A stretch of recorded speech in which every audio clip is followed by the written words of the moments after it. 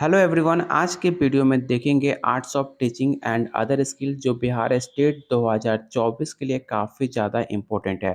अभी तक हमने टोटल 15 प्रीवियस ईयर क्वेश्चन हमने कंप्लीट कर लिया है। 2023 में जितने भी आपके पेपर हुए थे वो सारे हमने कंप्लीट कर लिया है और 2019 में 20 में जो पेपर हुए थे उसे भी हमने अभी तक कंप्लीट कर रहे हैं। टोटल अभी तक हमने 15 प्रीवियस ईयर क्वेश्चन कंप्लीट कर लिए हैं।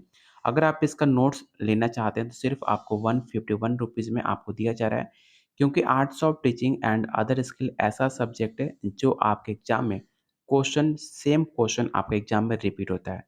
अगर आप 50 नंबर का तैयारी कर रहे हो तो आसानी से इसका प्रैक्टिस सेट अटेम्प्ट करके आप आराम से 38 से 40 नंबर इजीली ला सकते हो। तो चलिए शुरू करते हैं आज का पहला क्वेश्चन।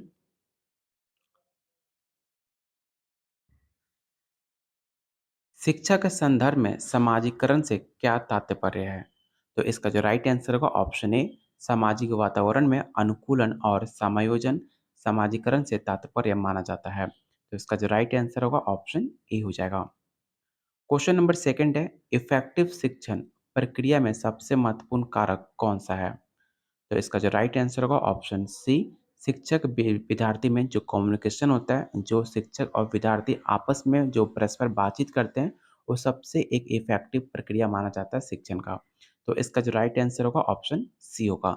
अगर आपको कोई पॉइंट समझ नहीं आता है तो आपको पूरे आसान भाषा में आपको पूरा डिफाइन करके यहाँ पर समझाया गया है, जो हर एक पॉइंट को आप पढ़कर आसानी से समझ सकते हो। क्वेश्चन नंबर थर्ड है, कक्षा अनुशासन को प्रभावशाली तरीके से अनुरक्षित किया जा सकता है।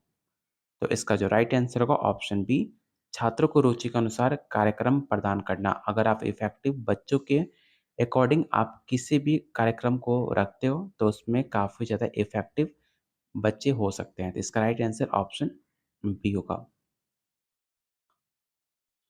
क्वेश्चन नंबर 4 है, संज्ञानात्मक ज्ञान क्षेत्र के वर्गीकरण निम्न में किसके द्वारा प्रस्तुत किया गया था? काफ़ी इंपॉर्टेंट क्वेश्चन है, याद रखिएगा।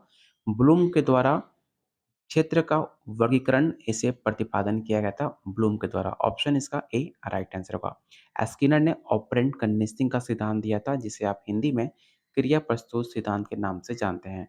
तो ऑप्शन ए आपका राइट आंसर होगा। अगर आपको आंसर याद हो तो आप लोग कमेंट बॉक्स में आंसर टाइप करते चलिएगा। यहाँ पर देख सकते हैं कि ब्लूम की संज्ञानात्मक वर्गीकरण को मूल रूप से 6 अलग डोमेन स्तर पे इसे डिवाइड किया गया था। पहला ज्ञान, समझ, अनुप्रयोग, विश्लेषण, संश्लेषण और लास्ट में आपका मूल्यांकन है। इसका आप स्क्रीनशॉट ज़रूर रख लीजिएगा अगर आपके पास इसका नोट्स नहीं है तो। चलते हैं क्वेश्चन नंबर 5 पर। हम वस्तुओं, परिस्थितियों या घटना के बारे में अपने मस्तिष्क में संयोजित ज्ञान का निर्माण करते हैं। अगर लिखित में कौन-सा शब्द को प्रतिबिंबित करता है? स्कीमा। इसका जो राइट आंसर क्या होगा? तो ऑप्शन ए होगा स्कीमा। स्कीमा के बारे में बात कौन करता है? तो पियाजे बात करते हैं, ठीक है? स्कीमा। ऑप्शन इसका ए राइट आंसर होगा। क्वेश्चन नंबर 6 है, शिक्षक की सबसे मुख्य ज़िम्मेदारी किसे मानी जाती है? तो शिक्षक का सबसे मुख्य ज़िम्मेदारी होता है विद्यार्थियों के विभिन्न शैलियों के अनुसार सीखने का अवसर उपलब्ध कराना। तो इसका राइट आंसर ऑप्शन डी हो जाएगा। क्वेश्चन नंबर 7 है, यदि एक शिक्षार्थी को संख्या और परिकलन में समस्या हो रही है, तो उसे असमर्थता हो सकती है जिसका नाम है, मतलब ऐसे स्टूडेंट है जो संख्या को लेकर, मैथमेटिक्स को लेकर उसको प्रॉब्लम हो रही है, तो उसे आप किस में कंसीडर करोगे? तो याद रखिएगा, मैथमेटिक्स से अगर कोई भी रिलेटेड बच्चे को समझ नहीं आ रही है, बच्चा परिकलन और संख्या में अंतर नहीं समझ पा रहा है, तो उसे डिस्कोलिया हुआ है। डिस्ग्राफिया क्या होता है? डिस्ग्राफिया जो ऐसे बच्चे जिसको लिखने में दिक्कत होती है, उसको कहा जाता है डिस्ग्राफिया। और डिस्लेक्सिया क्या होता है? ऐसे बच्चे जो पठन विकार, जो बच्चे पढ़ नहीं पाते हैं, वर्ड को पहचान नहीं पाते हैं, उसको कहा जाता है डिस्लेक्सिया।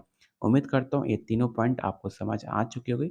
इसका जो राइट आंसर होगा ऑप्शन बी होगा, डिस्कुलिया। यहाँ पर आपको डिफाइन करके समझाया भी गया है, आप इसे जब पढ़िएगा तो आप आराम से और बेटर से समझ सकते हैं। क्वेश्चन नंबर 8 है, व्याख्या देते समय कक्षा में कुछ अनुशासित होने पर शिक्षक को क्या करना चाहिए?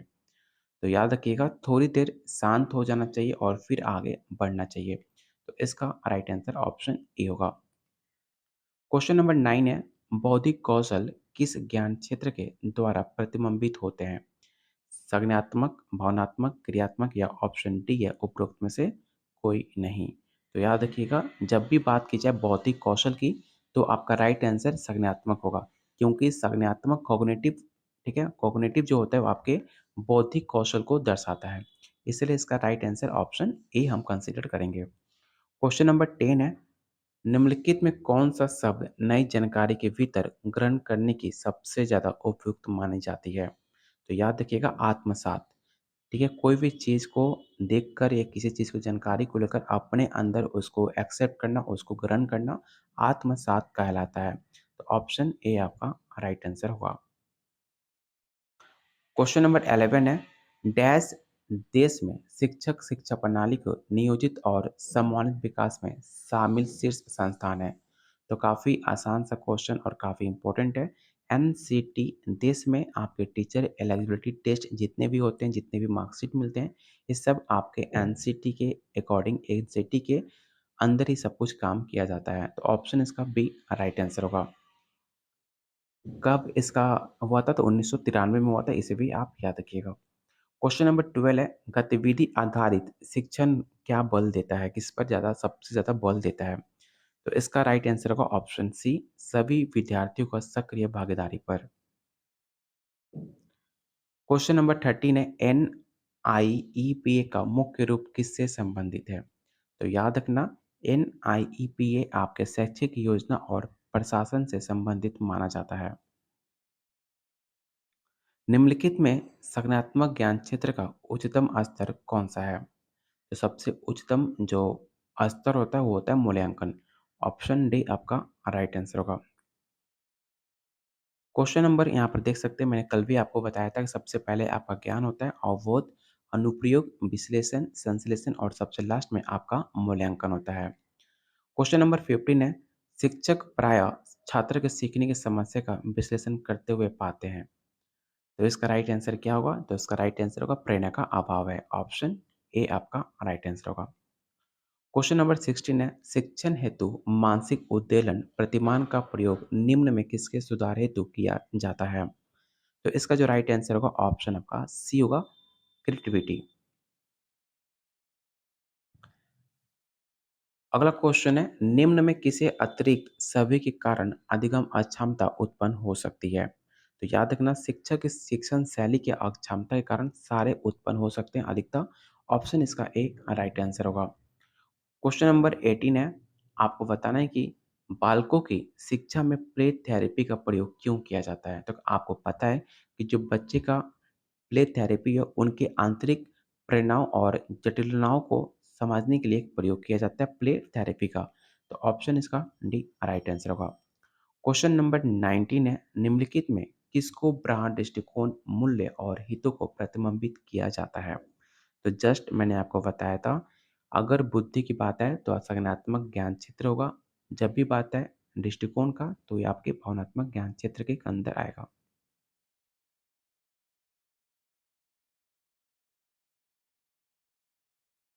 क्वेश्चन नंबर 20 है, निम्नलिखित में किसको हम अधिगम का एक परिणाम कह सकते हैं?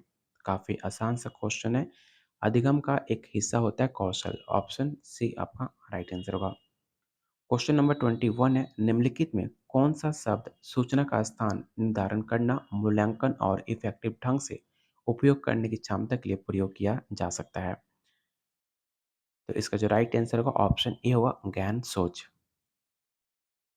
अगला क्वेश्चन काफ़ी इंपॉर्टेंट है, ऑपरेशन ब्लैकबोर्ड परिणाम क्या था? तो आपको पता होगा, ऑपरेशन ब्लैकबोर्ड एक राष्ट्रीय शैक्षिक नीति थी जो 1986 में आई थी। ऑप्शन इसका सी राइट आंसर होगा। अनुकरणीय शिक्षण प्रविधि को क्या माना जाता है? तो अनुकरणीय शिक्षण प्रविधि को हम जो है आपको कर्नाटकी एक प्रविधि मानी जाती है। ऑप्शन इसका बी राइट आंसर होगा। क्वेश्चन नंबर 24 है, निम्न में किस अवस्था में बालकों के अंदर लिंग का संप्रत्यय विकसित हो जाता है? काफ़ी मोस्ट इंपॉर्टेंट क्वेश्चन है, याद रखिएगा।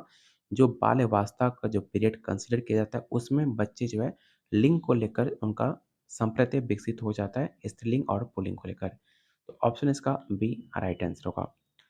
क्वेश्चन 25 है, निम्नलिखित में कौन-सा शिक्षण के क्षेत्र में विशेषज्ञता को दर्शाता है? तो इसका जो राइट आंसर होगा ऑप्शन डी होगा। अधुनाव को ज्ञान, शिक्षण कौशल और डिसीजन लेने के कौशल, ये तीनों के तीनों आपके शिक्षण के क्षेत्र में विशेषज्ञता को दर्शाता है। ऑप्शन इसका डी राइट आंसर होगा।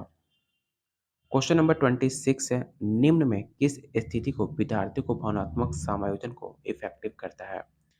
तो इसका जो राइट आंसर होगा ऑप्शन डी होगा, ऑल ऑफ दिस। क्वेश्चन 27 है, माइक्रो टीचिंग चक्र का प्रथम पद क्या होता है? तो मैंने कई बार आपको बता चुका हूँ कि माइक्रो टीचिंग से हमेशा आपके पेपर में 3 से 4 बार सवाल पूछे जाते हैं हर पेपर में।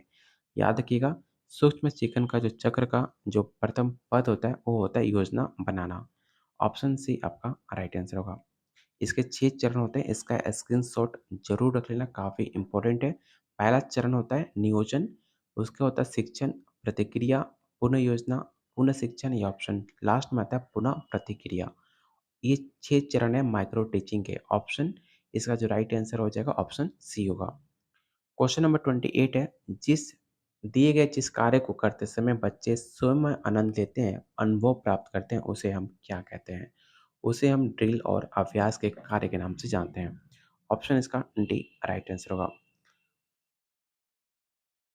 क्वेश्चन नंबर 29 है, शिक्षण विधियों और शिक्षण व्यूह रचनाओं के अंतर क्या होता है? तो याद रखना, शिक्षण विधियों और शिक्षण व्यूह रचनाओं में जो सबसे मेन अंतर होता है वो होता है उद्देश्यों का। तो ऑप्शन इसका बी राइट आंसर होगा।